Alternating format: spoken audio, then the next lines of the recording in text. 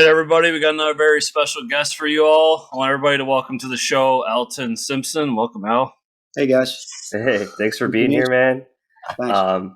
Thanks for putting up your nice displays for us. This is pretty I awesome. try.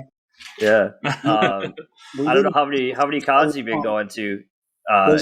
You probably haven't got to use those at any cons this year, huh? So that's what I was going to say. It was so long between cons. I did a con in 2019, and then I think I did Trenton Punk Rock flea market, which everybody told me they're going to love your vampire stuff. You got to do it. Yeah. I did that early. I did that in the spring, and then I did Baltimore Comic Con. Uh-huh. And then I did a new one called Super Jersey Comic Expo, which was the first time. That was north of me here in Jersey. I haven't heard of that one. I know. It's brand new. It went really well. Okay. Good. And then I did New Jersey Horror Con and Film Festival, because those guys saw me at Garden State before they did the Horror Con 3 years ago, and they saw vampires. They go, "You got to do our con." Yeah. And I did well there. And I've done films too. And this is a script, so it kind of works in with everything I'm doing. And I actually met some guys. I'll talk to you about stuff I'm going to film next year. Oh, that's so cool. Well, before we get into all that, let's hear your origin story, Al. Of, what got you? You said you wrote some scripts, so obviously you're into writing other than comics. So how did you get to comics? Where did it all start for you? Well, comics are kind of insane in a way, because I'm an original old school guy from the 70s. So I freaked out when a kid gave me an Avengers comic book in 1974. And he was like, "Dude, there's Captain America, there's Iron Man, you won't believe everybody's in one book." So my first con was probably 78. And I was the guy sitting there going, "Dude, you think chicks will ever come to this?" And everybody's like, "No, chicks will never come. Never. Yeah. Now I'm living in the future where cosplay chicks are everywhere. Yeah, right. Aaron Nicole, who's huge, cosplay. It's the world we dreamed about. So I'm glad you guys are here to see it. That day was rough. You mentioned you collect comics. You were getting depantsed or wedgied or something. Oh, yeah. Yep. But so that was my first experience with comics. I've always loved them. I'm not a DC or Marvel fan. I'm both. I like a good story. I like fantastic art. So then I went to college and, of course, discovered beer and girls. And then I came back to college and had to work. And I kind of, got out of comics in general. I jumped back in the 90s with all that crazy boom where they were doing 22 different variant covers of everything and all that. Yep. That was fun. But that had to bust too, because people can't afford to do that every week. So then I guess in 2004, I started a media company. And I did commercials. I did commercials on Comcast. I did short films. I did the 48-hour film festival in Manhattan and in Philadelphia. And we won some awards, and that was fun because I was working with my family and my friends. Yeah, that's awesome. And with comics, I was working on my doctorate, I guess about 7 or 8 years ago. And for that, you write 200 pages, you give it to your committee, and they go, "Dude, you suck." You throw it all out. You go back and you start writing again. And of course, I was getting frustrated. So at that point, I had done the short films. I did a full-length film, Who is Jose Luck? That was in the Philadelphia Independent Film Festival. Okay. It also streamed on Amazon for the first couple of years when Amazon needed independent stuff before they bought MGM. Yep. So I was like, I want to write something. When you do indie movies, you write very small. I mean, if I was writing a movie for the three of us, I'm like, well, you do this, I do that, and then this happens. There's no giant car crash like the A-Team or anything, because we can't afford it. Right. So I said, you know what? I'm just going to write a script of a movie or TV series, streaming series I want to see. And when I did the Who is Jose Luck, one of the guys on the set walked on the set and he's like, "Dude, have you seen True Blood?" And I'm like, no. He goes, "Oh, it's crazy. It's like sex and violence. You got to see it." I never saw it the whole time it was on. After it was over, somebody gave me the DVDs and I'm watching it and I'm thinking, well, this is all very Southern Gothic and very cool. It's very, bon ton and very Louisiana or wherever down there. And I said, what if these guys showed up in Jersey? So that was the impetus for Vampires in New Jersey. It was vampires versus the mob, like True Blood versus Sopranos. Oh, okay. So I wrote that script and it kind of freed me up in a way. And then I thought, well, I'll block the scenes by using an artist. That way, if I pitch it, you have it already blocked out, which is what film companies love because it's already spec. And my wife's like, look, if you're going to do a comic book, don't do a sucky comic book. All right. And she doesn't read comics at all, but she's like, do great art. So I posted on Upwork for an artist, and I lucked out. I got Mahathir Buang, who actually drew Silver Surfer for Marvel when they rebooted it in the early 2000s. And I didn't know what a big artist he was. I think he drew Walking Dead for like a month too. Mm-hmm. I didn't know how big he was, but my wife's like, the art's great. So he did the layouts for the first 3 issues for Vampires.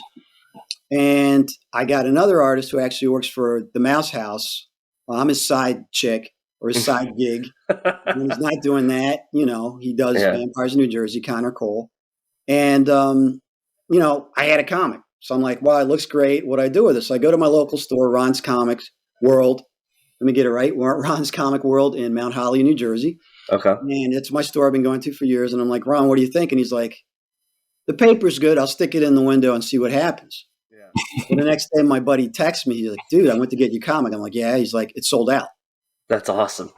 So that was about 5 years ago. Wow. From there, I went to other stores.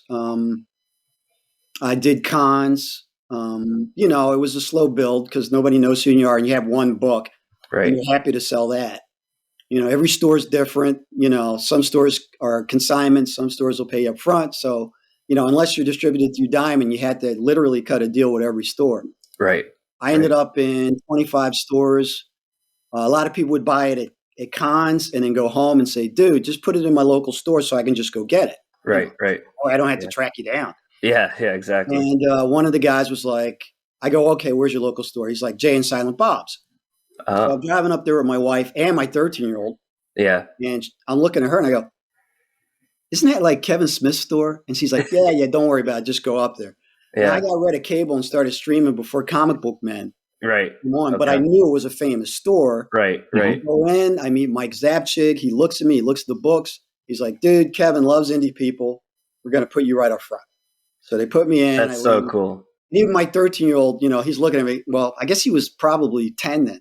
He's looking at me. He's like, dude, I figured they were going to say no. Like, he was like, just saying no. He's like, I'm shocked your book's in the store. That's so awesome.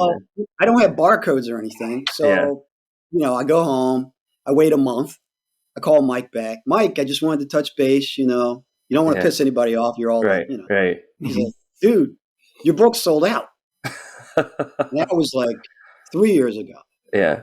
So all my issues, I'm up to issue 8 now. I think the first 6 issues sold out there 6 times.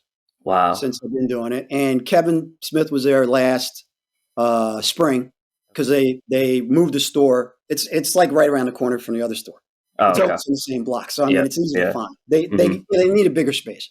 Yep. So I went up, just to thank him. I didn't go for any reason. I said, well, the dude put my book right next to Marvel and DC. Usually when you're in stores, they go, oh, you're going to the indie section. The indie section, You're over there in that weird indie section where all the weird characters and people they stuck me right up there, and I can compete. So I was like, cool. Yeah. So I went up, and he actually is working with a guy that I work with on Jose Luck, which is crazy. Okay. You guys watch any Kevin Smith stuff, and there's any stop motion animation?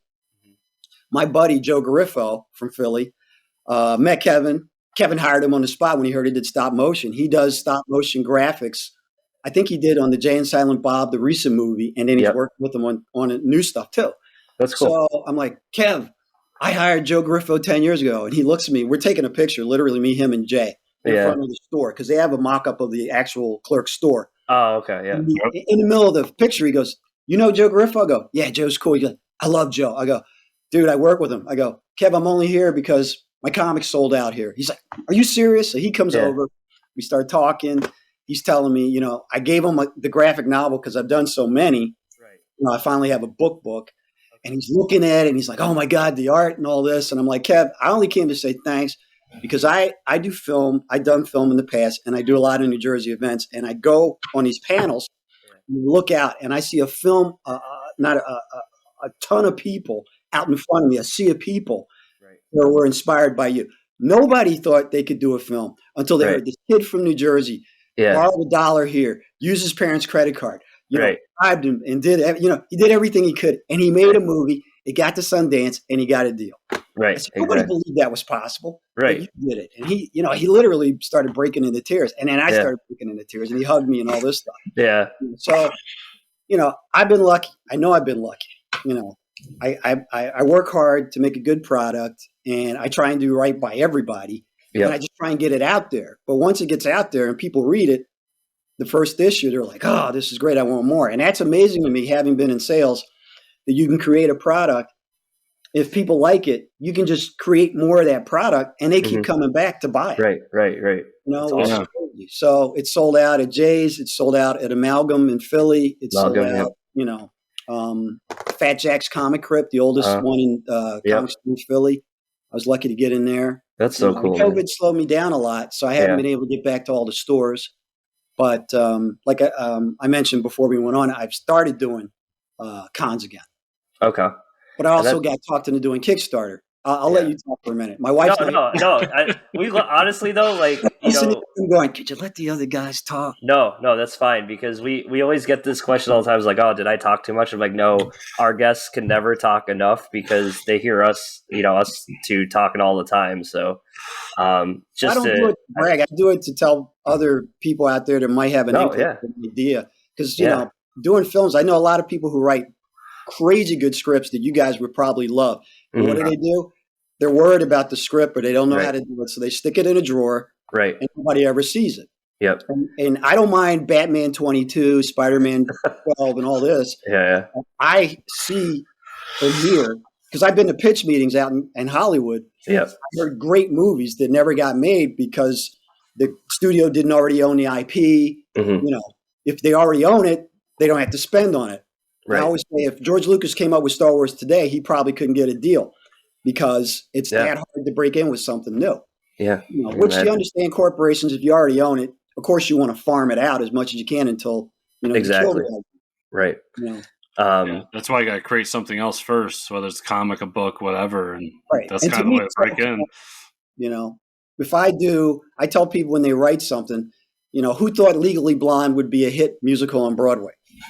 Yeah. You got to open your mind to what you could do with it. It could be an anime.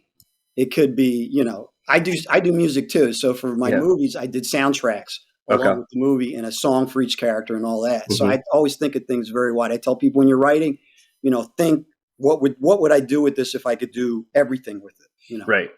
Today the possibilities are wide open. Yeah. So real quick, if we can rewind way to the beginning, but what'd you get your PhD in? Oh, it's management of information systems. Holy shit! Wow. I don't recommend diving into that sea. You get your graduate, you get your MBA. I have MBA in operations, and you think, oh, I did that. I could do this. Right. It's totally different. Yeah, not the same. It's like difference of swimming. I guess people swim the English Channel. Yeah. And trying to swim the Atlantic Ocean. That's what it's like because you're out there all by yourself. You really are. Right. And they're throwing you, they throw you a bone every once in a while and say, well, try this. Well, try that.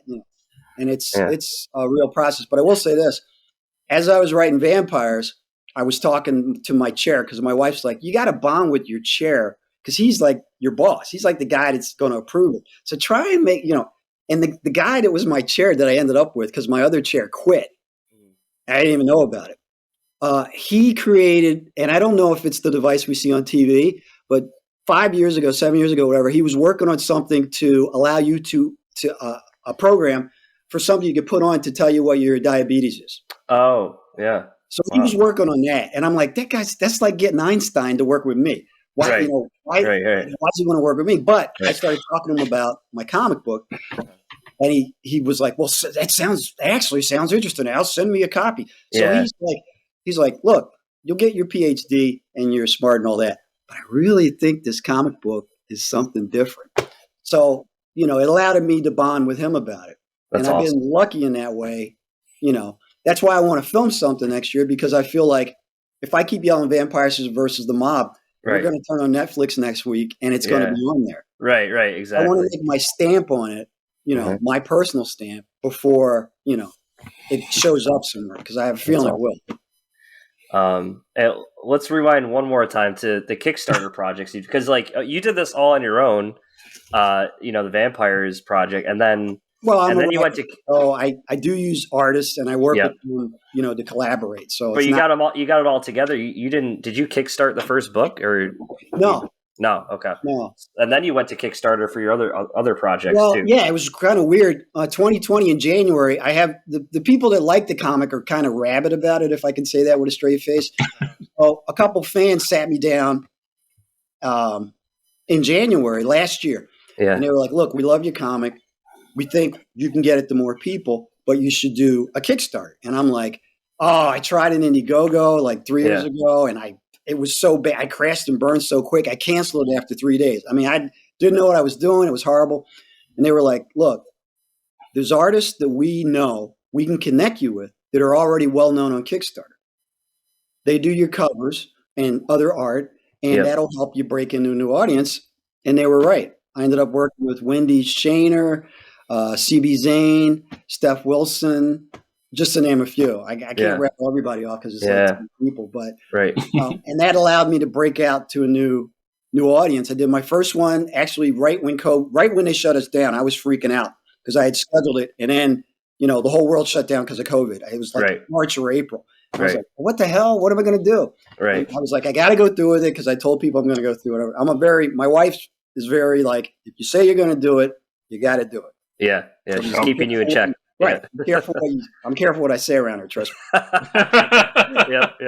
But I was committed, and everybody had done the art, so we did it, and it funded in like a day, and then I did about 6,000 the first one, and that was great. And then I did another one in the fall, and that did about 4.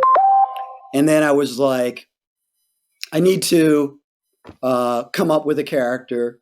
A lot of the big Kickstarters seem female-led, female character-oriented. So I as I was doing the second one with vampires, and I have like 5 different comics, and they're all shared universe. Okay. So she's part of it. So I was like, well, I watch a lot of cheesy, I grew up with it, cheesy sci-fi from the 60s and 70s. Yeah. Because that's all we had back then. I mean, and we were happy. Trust me. We were like, wow, look, there's a Spider-Man show where Spider-Man has this thing on the outside and you can see the strings, but at least it's Spider-Man, Yeah. So I said, well, I like a kind of kitschy 60s-ish look, but I wanted to do Harley Quinn meets Barbarella. So I came up with Bunny Goes to Space. So I did that earlier this year, and it did 17 on Kickstarter. And then, crazy enough, the Kickstarter jammed in the middle, and I had people complaining they couldn't spend their money. I looked at my team, and I'm like, what the is going on? And they're like, literally, we're trying to buy stuff, and it wouldn't take money. Yeah. So my team, and I give it to Lisa Malone and Malone Management because she was doing the back end. Yep. She goes, do you have an Indiegogo? I was like, yeah. She goes, do you want me to throw the campaign up on the Indiegogo? So in the middle of Kickstarter, we threw it up on Indiegogo just so we could keep momentum, and people started buying there. So then I funded on Indiegogo in the middle of funding on Kickstarter. I was like, okay, I wanted to do this character, but I didn't want to do a comic book. I did an art book, and I said, I'm going to test the character before I do the book to see if people like her. Well, people liked her. Oh, yeah. Well, I already wrote the first issue, and I just sent it to the artist. Bob Harris to draw it for me. That's a good problem to have when people are trying to throw their money at you. Well, people get really pissed when they can't do something. It was weird. Yeah. This is just like, you get insulted when you F up when you do things. Right. And now you get insulted when you can't sell it to them quick enough. So it's Kickstarter is a very it's a weird ride. And after I did the first one, I was uncomfortable because I was like, Wendy was super experienced. Wendy Shaner guided me. And I was like, I still feel like I don't know what I did. So I did take a course with Tyler James, his Kickstarter crowdfunding course after I funded. Yeah. To know what I did so I could do better. And that's helped a lot. Tyler's been very good as far as like a consultant. If I have issues, even he was like, well, how many comics have you sold in the stores? And I was like, I did really well. He goes, you probably should approach Diamond and try going national. Yeah. But of course, Diamond's going through their own problems. Yeah, there's a lot of weird distribution stuff going on. It seems like every week. So that's but I'm still, I'm partnered with the stores I'm in, because I want them to succeed and me to succeed together, So if I put my book in their store, I would usually run a Facebook ad, and believe it or not, I drew foot traffic to the stores to get my comic. I targeted by zip code and like a 20-mile radius around that store and the actual address, and it worked. I was like, this is crazy. That's so cool. That was before Kickstarter. I was like, I can't sell anything online, but I can talk people into going to the store to buy Right, a comic. you can get them to go to the comic shop. Well, that made the stores happy, and it sold me some comics. But yeah, the Kickstarters went well, and then I just did Witches of Westchester, which is this one behind me, which is a group of witches in a university that are being trained by a professor. Well, we've seen that a lot. So I came up with a story. I researched the town of Westchester, and it's almost like Springfield is with the Simpsons. There's a Westchester in like every state. So I said to myself, what if I come up with a story that links the witches throughout history to this town of Westchester through a curse or something? So the witches in 1800 Worcestershire, England, something happens that connects them to the witches of Westchester, New York in 1937 that connects them to the witches of Westchester today. And all the witches had to work together through, time to solve a problem. So that's Witches of Westchester. That did 19 on Kickstarter and another 2 or 3 on Indiegogo. Yeah, I'm checking out the page right now. That's awesome. I mean, this is part of the shared universe, right? Yeah, that's a direct spinoff of Vampires. I also have Werewolves of Brooklyn, which is a biker crew from Brooklyn that you can hire to do anything. They just happen to be werewolves. Okay. One of the guys reading it described it as Sons of Anarchy meets The Howling. Okay. That's amazing. Yeah, and I also have a superhero that I came up with called Blackjack that I wanted to do something different. We have a lot of capes and cows, and I love Spider-Man, Batman, Superman, and all the rest of them. Blackjack's powers change without his control. Okay. So one week he can fly, and then he can't. Another week he's super strong, and then he's not. So he takes a cross-country trip to find other people like himself to figure out why he is the way he is. So it's like X-Files meets Unbreakable. Oh, wow. That's pretty awesome. That's a really cool premise, yeah. Well, it frees me up because I get to use real-world applications with superhero powers. Every issue I could pick a different, power. You're flying and then all of a sudden you're not flying. I mean, what's that like? Yeah, right. I really seem to enjoy it. I've done 3 issues. I put out the graphic novel and it's doing pretty well. And people seem to like the idea. Plus, I did research as he travels. I finally got out of New Jersey and Philly, where I'm from. As he travels, I researched like different cities across the country. And I came up with the idea that if the 3 of us were really trying not to be found or were being pursued by somebody, we'd have to get rid of our cell phones. We'd have to go native. So a lot of what he does is like I researched Chicago and I looked at all the homeless shelters and they all happen to be around Lake, I guess that's is it Lake Erie or Lake Michigan no, whatever the lake is in Chicago. I forget now, but I researched it and I have him going to like those homeless shelters. I kind of came up with an amalgam of those to hide out, and that way I get to show the part of, the country that the country doesn't look at that much in each comic, what people are going through. He goes to Texas around the time the hurricanes hit. So he gets hired as a contractor because they're looking for contractors and they're not too picky. So that's up to issue 3. And I wrote 5 of those right out the gate. And that's with artist Ron Batchelor, who's in South Jersey like me. So he's the one artist that literally is, I can do a signing with. Yeah, like in your area. That's awesome. Everybody else is all over the place. Connor's in California. And all the other artists that I've worked with, they're all spread out across the country. Right. So, you obviously been super successful on your own. Well, did you want to do? Okay, I'm doing well. I wouldn't say successful, but I've had some breakthroughs which were very cool. So, yeah. But my question was is your plan to like try to keep doing it on your own and try to publish on your own, or have you ever thought about going to like a publisher and trying to pitch some of these to? Yeah, I did, and I pitched. I'm not going to name names because I could. But I pitched, and what's weird is I didn't go to these publishers because it was my idea. I have sent out to publishers when I first got started, but then I saw Tyler James had a thing online about, a method to actually get your book in stores. And I learned his method and that's how I got in. But I pitched, the people who, the artists or the writers who are already with these independent publishers whose names are big enough that you guys would know. They read my comic and they're like, dude, you would be great with us. Right. That's literally the only reason I approached those places. I had inside people who told me you would be great there. And then I went pitched and they didn't cut a deal with me. So that's so strange. Yeah, it's all right. I mean, people have their own business model and they do what they do, but literally I had one of the marketing guys and one of the places, I'm not going to name names, but one of the places I pitched at the last C2E2, and one of the artists or writers talked me into it. And then he introduced me to their marketing guy, who since has gone on to do comics. And he actually pitched me to the head guy on the floor of C2E2.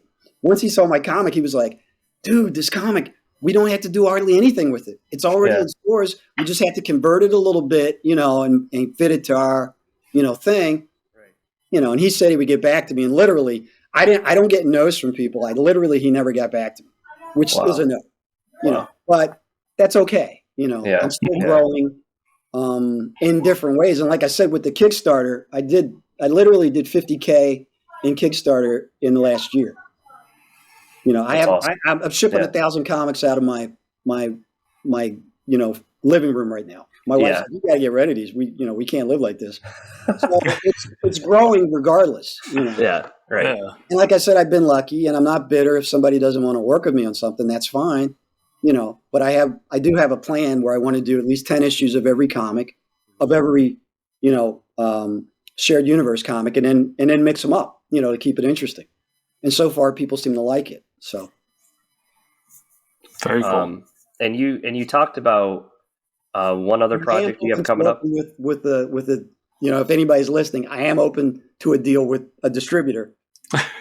I'm not against that. It just hasn't happened yet. Yeah.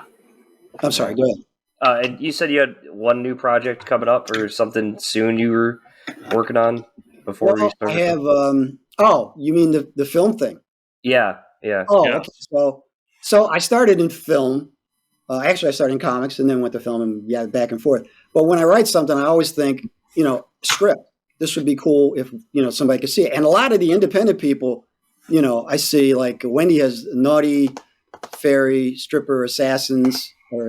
I'm probably getting it wrong. But I mean, when I see her comic, I go, well, yeah, I would like to turn on the TV and see that. So when I do the New Jersey Horror Con and Film Festival, I get to talk to a lot of guys who are actively shooting films. They end up streaming. And they're like, the formula for independent film today is pretty much like you get a B actor that's already a known entity and connect them to that project. And that allows you to get funding, which allows you to shoot the movie. It's pretty simple. And I pitched the films I've already done out of the American film market. And that was the only reason I didn't get a real deal, was because I didn't have, actually back then Dolph Lundgren was a B actor, but he's more popular. I stepped in an elevator out there in Santa Monica on the way to a pitch meeting, and the entire you see how this is behind me? All of this was Dolph Lundgren movies. He's the biggest movie star outside of the U.S. That's that's crazy. That's awesome. And they were like, literally, if you had a guy like that or somebody who's kind of a known, like an 80s action star or something, and you break through. So I did the New Jersey Horror Con recently, and there were guys, and it's weird because I like it because they mix you in with film people and artists and people who make, cups and all kinds of stuff. So I usually end up facing a film that's in competition, and they run the trailer all day. So I'm literally staring at this trailer while I'm sitting at my table, being hypnotized by whatever's in front of me. And sometimes it sucks and sometimes it doesn't. And I ran into these two guys, and one of the guys was already into my comic, who produced films. And I discussed with them that I wanted to do at least a trailer. And I looked at their film, and their film's on Hulu right now. It's called The Night Watchman, one of them. Yep. And they actually had a filming competition at the HorrorCon. And the lead director, producer guy came over, and he goes, dude, I collect your comic. I love it. So we developed I love your stuff, you love my stuff thing. Mm-hmm. And I told them I really want to do at least a trailer. And their movie on Hulu is great because it has Hollywood style effects in it. Right. So it's like, we're kind of spoiled now because you go on Disney Plus and you're watching Marvel do Hawkeye, and that's a TV show that's a movie level TV show. Yeah. They can go large. So people are kind of getting spoiled with what they can watch on TV. They don't want Mannix anymore or some old, you know what I mean? Yep, for sure. So these guys seem to do at a high enough level that if I do a trailer, it would attract enough attention if I sent it to festivals or pitched it, that I could do a bigger project. So that's pretty much what's on the table with them. Now they looked at the trailer I sent them, and they're like, we want to have a Zoom meeting with you. We want to talk about something, So I'm thinking they might want to pitch me on something bigger. Okay. But the thing with me is I want to keep my IP. Right. Tell everybody, protect your IP. I don't care who you are. Yeah. If you two guys come up with some idea, write it down, copyright it, or whatever you do to protect it, because they are looking for ideas, but they'll do something similar. Actually, a friend of mine, and I'm not going to name names again, but I will say, he did a book called Ed's a Zombie. It's a trilogy. It's really cool. And it literally, weirdly enough, it's similar to what happened with COVID, only it's New Jersey and it's zombies. Mm-hmm. Okay. And he's a guy who actually works for the government, who knows protocols, and he used the government protocols for his zombie book. And then, and he was literally working with Pitch and Netflix, and he found out that part of his story was that he had, through some agents or weird stuff that he did probably about 5 years ago, ended up in an Amazon TV series. Oh, man. Right. Literally. They took the guts of his idea and jammed it into this other thing. Wow. And he found a connection through his agent, their agent. Yeah. Wow. That's crazy. So that's the type of stuff we're up against. I mean, you have a good idea, and then it can be just, the guts can be yanked out of it. Right. You don't want to spread it too much. Do I think there'll be a vampires versus mob movie? Of course there will be eventually. Yeah. Right. Exactly. Yeah. But I don't want it to be exactly like mine. Right. That's hurtful to me. So I tell everybody, protect, your ideas, because they are valuable. When Jack Kirby and Stan Lee came up with Black Panther, it was very futuristic. It was 1966. It was against the grain. But I mean, look at that movie. Right. Things caught up with their ideas. Their ideas were so far ahead. Right. So that's true. That's true. You don't know. Nobody knew when you did films back in the day that it would convert to, VHS tapes that would convert to. You know what I mean? It's kind of right. Yeah. That's how old I am. I've seen it all. I actually was sitting at my mom's place the other day because she's downsizing, and we had a front-loading VCR from 1973, a top-loading. The top one. We also had the Odyssey system, which was the first Pong. Yeah. I'm pulling that out of my mom's house. I'm like, I can't believe how far we've come. That's awesome. But yeah, just whatever you come up with, try and hang on to it as long as you can. I know people want to cut a deal and make money, but you got to think, what could this be? It could be huge. You don't know. Nobody knows. Awesome. Who would think that like MODOK's going to be in a movie soon? Yeah, right. Who'd have thought that? What the hell? But when they when Disney bought Marvel, the thing, I forget, was it Eisner that was in? He said they have 500 different characters, and we want to farm every one. Mm-hmm. And he's smart about it. They didn't do it, half-assed, if I can say it. They really, really tried to get the essence of the character. No, for sure they did. Whatever the essence is. And that's what you have to remember. And I watched a lot of bad superhero movies before, we'll say Blade and X-Men and Spider-Man, the first three. Right. I saw a ton of bad movies, and it was like, they're horrible, but, they're good ideas. Right. And eventually, they took them more seriously and invested a lot of money into them. Al, man, this has been so much fun. And you're talking about all your projects and your books. I mean, is there anywhere besides those local shops people can pick up your projects you're working on? Those books? When I did Indiegogo, they allow you to have an in-demand store after as long as it funds. Yep. I set up an in-demand store for Bunny Goes to Space on Indiegogo. Okay. And then I did it again with Witches of Westchester. And I did put my shared universe on there as a reward. So you can actually get the whole shared universe. I'm actually shipping them out, some of them out now, which I guess would be 7 issues of vampires, 3 issues of Blackjack, 1 issue of werewolves, and also the first issue of Witches of Westchester. Awesome. So I saw some of your stuff's on Comixology too, or is that not up to date? Okay. yeah, I think I put the first 2 issues of Vampires on Comixology. Blackjack's on there, and I actually did a graphic novel of Who is Jose Luck. That's on there. It's the whole movie as a graphic novel. I did it Sin City style, so it looks Frank Miller-ish. Awesome. It's black and white, and that was really the first thing I put on Comixology. But awesome. So mostly just the Indiegogo. Chris will have a link for that, but or you can contact me on Instagram, Vampires of NJ, and I'll ship it to you. I mean, now that I'm doing Kickstarters, it's like I'm shipping to Australia and Switzerland and all this. Right. I'll certainly be happy to ship to anybody. Just get a hold of you. Well, I want to get an issue if it's not, near them or they don't have the ability. Okay. It's not a problem. Awesome. Al, thanks so much, man.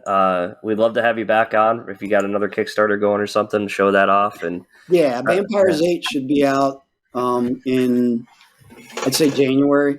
So, but I do have Werewolves of Brooklyn number 2 is being done. Bunny's being done. So I'm trying to do every quarter to put out like 1 or 2 issues of each comic. Okay. Very nice. Anytime you guys want to talk, I'll be happy to come on.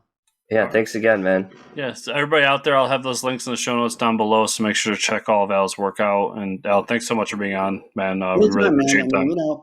It's been interesting because, like I said, I did the first comic just to do it, and then it started selling, and I'm like, oh, great, that's a thing. And then I had to kind of learn, but the indie community, for the most part, I know there's been some bickering lately with different people. But the indie community, for the most part, is very helpful. I work with a lot of different artists that have been like, give me information. I'm certainly happy if somebody's new and they're trying to figure out what they want to do to tell them what I did. I don't know if it'll work for you, but I can say what didn't work for me, which I find is more helpful than what works half the time. Yeah. But yeah, thanks for the opportunity to talk, guys. I appreciate it. Yeah, thank you.